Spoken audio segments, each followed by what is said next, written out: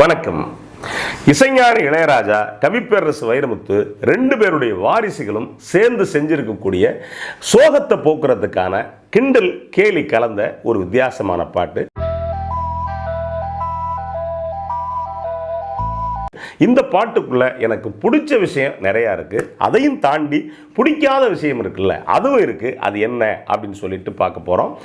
என்ன பாட்டு, என்ன படம், யார் அந்த வாரிசுகள் அப்படின்னா, பறந்துபோ திரைப்படம் ராம் இயக்கத்தில் வெளிவந்தது. இதில் சந்தோஷ் தயாநிதியுடைய இசையில் மதன் கார்கி பாட்டு எழுத யுவன் சங்கர் ராஜா பாடின கஷ்டம் முன்ன வந்தா கஷ்டம் இங்கே வந்தா அப்படிங்கிற இந்த பாட்டை பற்றி தான் பார்க்க போகிறோம். பொதுவாக சோகப்பாட்டு அப்படின்னா சோகமாகவே பாடுவாங்க. பாடிட்டு வா வெளியில் போகலாம் அப்படின்னா அழுதுகிட்டே அவங்க சொல்லுவாங்க. ஆனால் இந்த பாட்டு என்ன அப்படின்னா, கஷ்டம் இருக்கா, மகிழ்ச்சியாக இருப்பா, வா சந்தோஷமாக இருப்பா அப்படின்னு சொல்லிட்டு கேலி கிண்டலோட கலந்த பாட்டு. இதுக்குள்ள தத்துவமெல்லாம் யாருன்னு சொன்னால் ஓடி போயிடு அப்படின்னு சொல்லிட்டு மதன் கார்கி சொல்லியிருப்பாரு. ஆனால் இந்த பாட்டே தத்துவம் தான். என்ன தத்துவம் அப்படின்னா, ஜென் தத்துவத்தை மையமாக வச்சு எழுதப்பட்ட பாட்டு. அதே மாதிரி ஓஷோ சொல்லுவார், அந்த நேரத்தில் மகிழ்ச்சியார் அப்படின்னு. ஓஷோவையும் சேர்ந்து சொல்லக்கூடிய ஒரு வித்தியாசமான பாட்டு. அது என்னங்க ஜென் தத்துவம் அப்படின்னா, ஒரு ஜப்பானிய ஹைக்கு கவிதை இருக்கும். அதில் என்ன சொல்லுவாங்க அப்படின்னா, இந்த பாத்திரத்தில் தான் உணவில்லையே, பூக்களையாவது நிரப்புவோம் அப்படின்னு இருக்கும். என்ன பசியோடு இருக்கான், ஆனால் பூக்களை பார்த்து நான் மகிழ்ச்சி அடைவேன் அப்படிமா. இன்னொரு ஒரு அழகான ஒரு ஜென் கதை இருக்கும், சின்ன குட்டி கதை. ஒரு ஜென் துறவினா வறுமையில் தானே இருப்பாங்க, வேட்டியோட உட்காந்துருப்பார். ஓட்ட குடிசைக்குள்ள ஒரு திருடன் அந்த இருட்டுக்குள்ள நுழைஞ்சிருவான். நுழைஞ்சா நிலவில் வந்தவன் என்ன இருக்குடு அப்படிமா. இவன் பார்த்துட்டு துறவி வேட்டி தான் இருக்கும், இந்தா கொண்டு போ அப்படின்னு சொல்லி கொடுத்துருவாரு.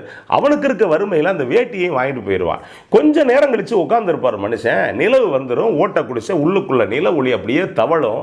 அப்ப நினைப்பாரு, சே இவன் கொஞ்சம் தாமதமாக வந்திருந்தான்னா இவனுக்கு நிலவை பிடிச்சி கொடுத்துருக்கலாமே அப்படின்னு நினைப்பாரு. அவருக்கு ஆசை அவ்வளவு இருக்கு நிலவை பிடிச்சி கொடுக்கறதுக்கு, ஒருத்தனுடைய வறுமை போக்குறதுக்கு. ஆனால் அவன் லேட்டாக வந்திருக்கானே அப்படின்னு நினைப்பாரு. இப்படி ஒரு மிகப்பெரிய சோகம் இருந்தால் கூட அதுக்குள்ள மகிழ்ச்சியை தேடு அப்படின்னு சொல்லக்கூடிய ஒரு வித்தியாசமான பாட்டு.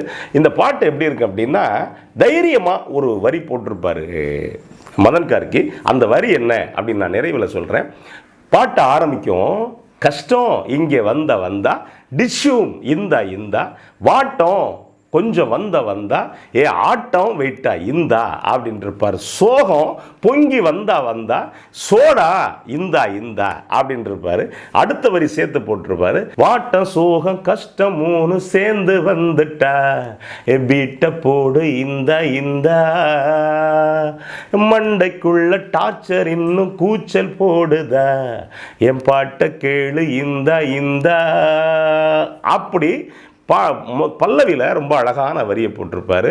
அதே மாதிரி முதல் சரணம் என்ன அப்படின்னா, சந்தோஷம் ஓடி போச்சுன்னா பின்னால ஓடி போய் பிடிக்க முடியுமா, சந்தோஷம் ஓடி போச்சுன்னா ஓ ஸ்மைலும் தொலைஞ்சு போச்சுன்னா அது கிட்ட போய் பிடிச்சி நீயும் சிரிக்க முடியுமா அப்படின்னு இருப்பாரு. ஜாலி காலியானா கவலை எதுக்கு வீணா அப்படின்னு அங்கே ரொம்ப அழகாக முடிச்சிருப்பாரு. அதே மாதிரி ரெண்டாவது சரணம் என்ன அப்படின்னா, யாராச்சும் தத்துவம் சொன்னால் தப்பிச்சு 100 மீட்டர் ஓடி போயிடு அப்படின்னு இருப்பாரு. யாராச்சும் தத்துவம் சொன்னா அந்த முடிக்கிற வரி ரெண்டாவது சரணத்தை ரொம்ப அழகாக முடிச்சிருப்பாரு. 2ல் 1 பார்க்க துணிஞ்சிடு அப்படின்னு இருப்பார்.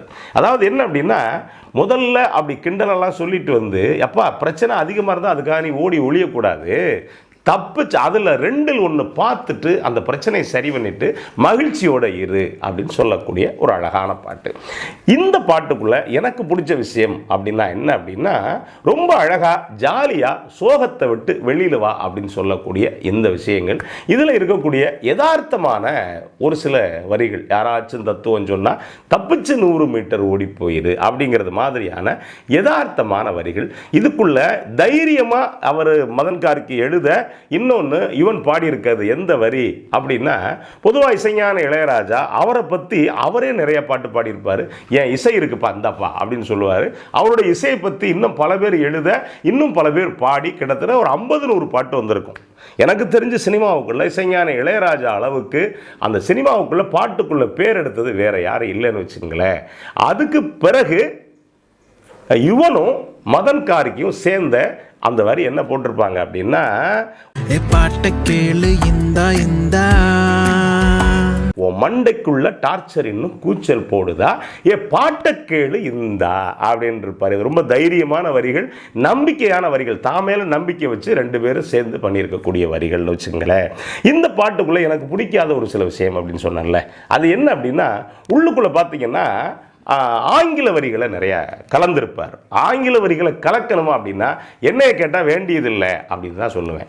ஏன் சொல்லுவேன் அப்படின்னா, ஒரு கவிஞன் அப்படிங்கிறவன் காலத்தோட சேர்ந்து ஓடுறவன் கிடையாது. கவிஞன் அப்படிங்கிறவன் காலத்தை மாற்றுறதுக்கான அச்சாரத்தை போடுறவன், விதையை தூறவன். அப்படின்னா என்ன பண்ணியிருக்கேன் அப்படின்னா, தெரிஞ்சும் தெரியாமல் 1-2 வரி சொற்கள் வந்திருக்கலாம். ஆனால் இதுக்குள்ள நிறையா சொற்களை கலந்துருக்காரு.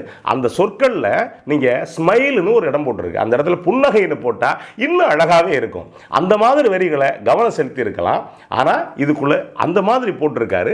அடுத்தடுத்து மதன் கார்கி சரி செஞ்சுக்குவார் அப்படின்னு நான் நினைக்கிறேன். நன்றி, வணக்கம்.